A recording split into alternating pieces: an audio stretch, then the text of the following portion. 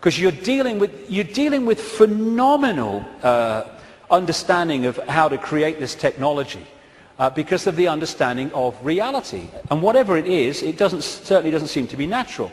You've got all these other things kind of smudged out, and you can only see even the smudging in close-up. And what I came across when I was putting this together is the Death Star in Star Wars. Now, George Lucas, as I've been saying in my books for years, is a massive insider in a galaxy far, far away. I don't think so.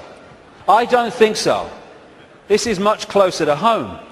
And, of course, in the Star Wars movies, the Death Star it looks very much, of course, like the moon, and it was constructed to move in on planets and take them over in the same bloody way that I'm talking about in relation to the moon, and there's more to know too.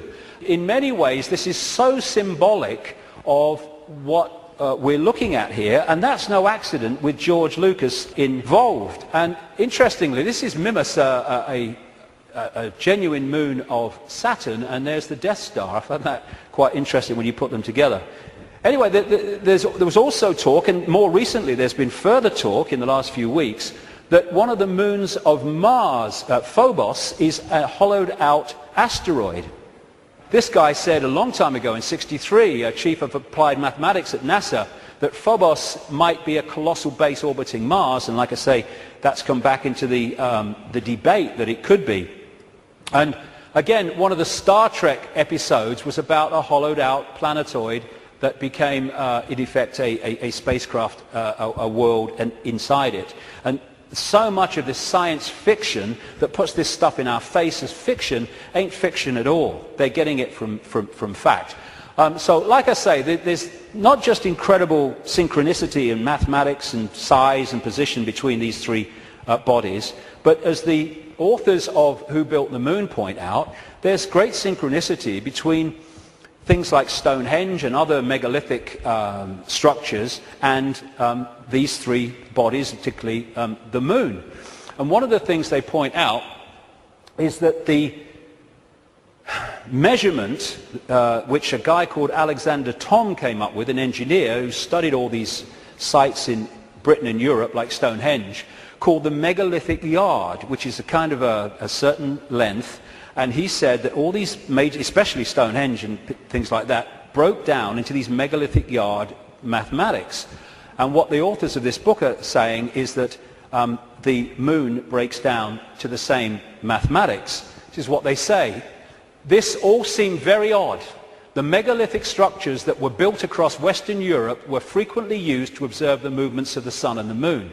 But how could the unit of measure upon which these structures were based be so beautifully integer to the circumference of these bodies as well as the Earth? Well, maybe because those that built Stonehenge and these megalithic structures in the ancient world, some of which we struggle to build now, were also those controlling the moon. And okay, this could be controversial, but, you know, I've been known to be. I think that these structures were put there to suppress the Earth's energy grid for reasons I'll come to in a moment, because we are interacting with this energy field all the time.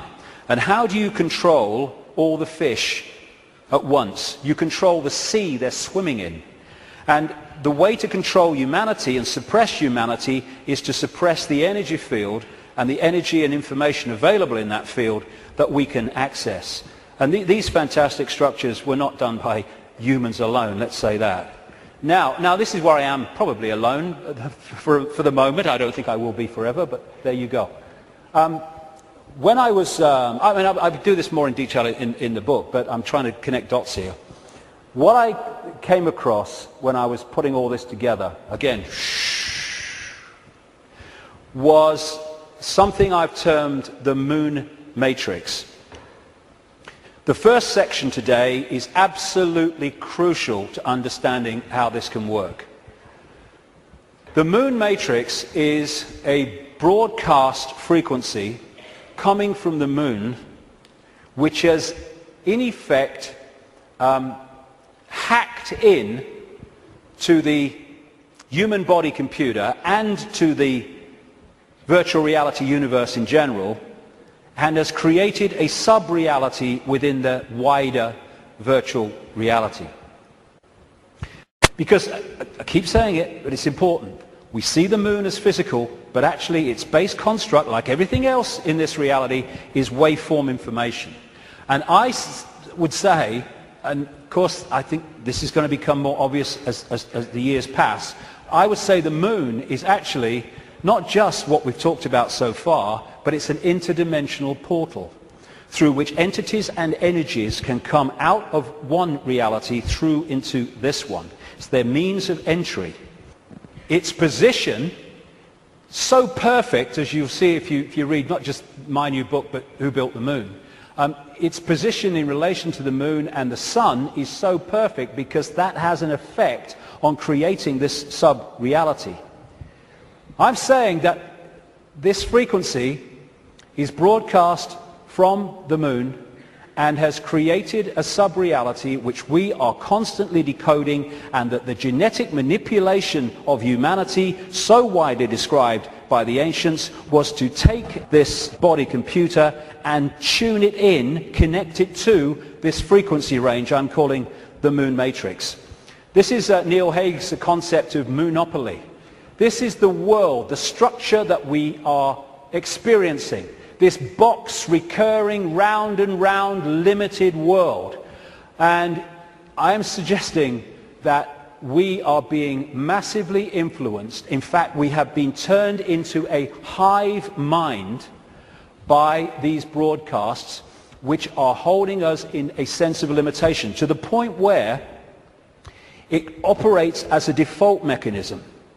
Soon as you start to awaken, if you don't keep it going and stick with it, then you'll default back, because the pressure of this moon matrix is pushing us into this tiny sense of limitation. So what virtual realities do is they basically hijack the five senses and get them to decode the information in the computer game and take it into reality. I'm saying that this moon matrix has done exactly the same, and it is part of the modus operandi of how planets are taken over in this way. Our five senses have been locked into something else, and we're decoding a fake reality. Basically, we are connected to this symbolically, which is a hive mind, which is why we are so herd-like when we weren't before. And if people are going, "Whoa, okay, what?" Just stick with me, because the layers will go on. What I've been talking about today is the fact that this base vibration from the black holes goes through this cycle, and it elicits different information in the form of photons from the suns, which we decode, and the reality changes. We go through different epochs.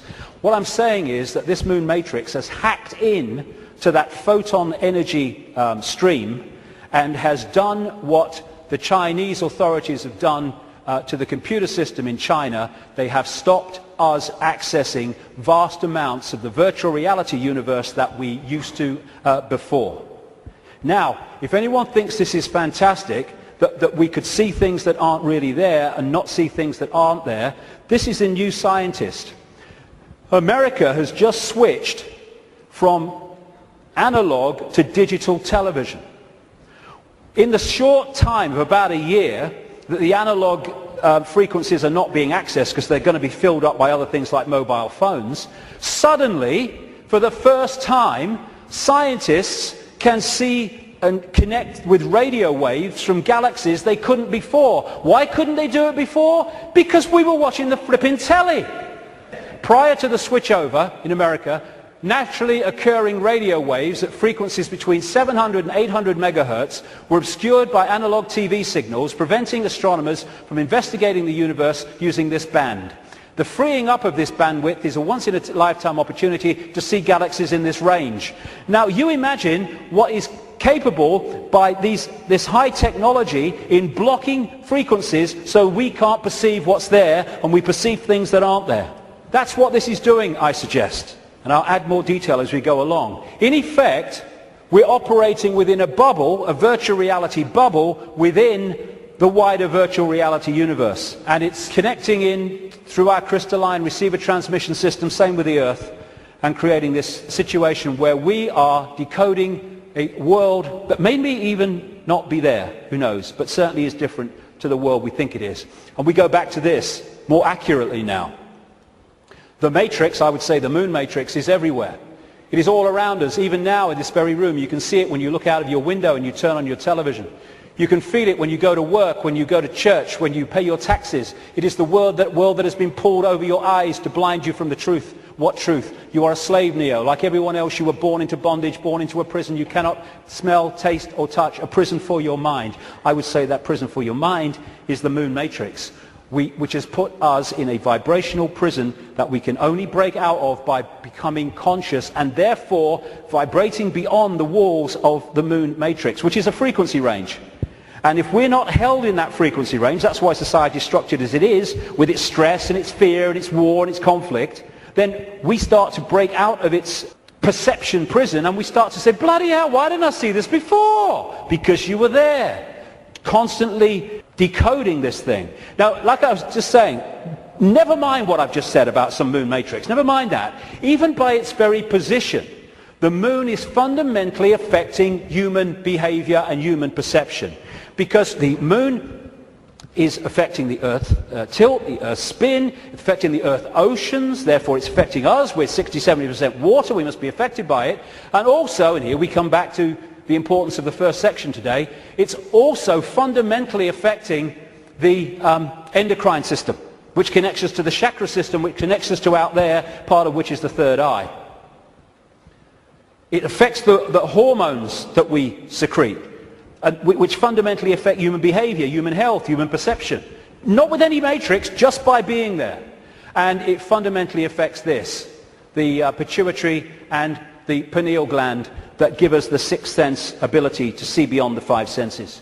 And what it has done, it has shut down in so many people on purpose the third eye, which in our previous pre-domination mode we used to perceive vast areas of reality beyond which we can now.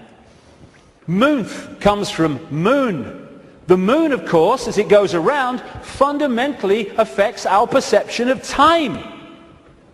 We have moonths because of the moon. It's a monarchy. It's a hybrid monarchy. And one of the major ways they control us, seems to be a modus operandi again, is money, controlled by the Rothschilds. Now, I saw a film some years ago called They Live. It was a B-movie, and it was not just produced and directed, he wrote the music, every bloody thing, by a guy called John Carpenter. You follow John Carpenter's movie-making history, and you will see that he bloody knows a great deal. He'll say he doesn't, he bloody knows a great deal. He does movies and horrors and Satanism and all this stuff, and he did this movie called They Live, and I thought it was very symbolically accurate when I first saw it, but now it's unbelievably accurate. For those who haven't seen it, you go on YouTube, put John Carpenter They Live in, you can see it in sections still today. The story was this. It was set in the future, but the future was about now, because it was a few years ago now. There was a massive economic depression, and this guy comes along with his tools on his back. He's walking around America trying to find a job in the building industry. He gets a short-term one at this building site. At the end of the day, one of the other builders said, do you have anywhere to stay? Because there's a massive economic depression. People are living in tent cities and corrugated iron makeshift villages on wasteland. Exactly what's happening in America now, incidentally.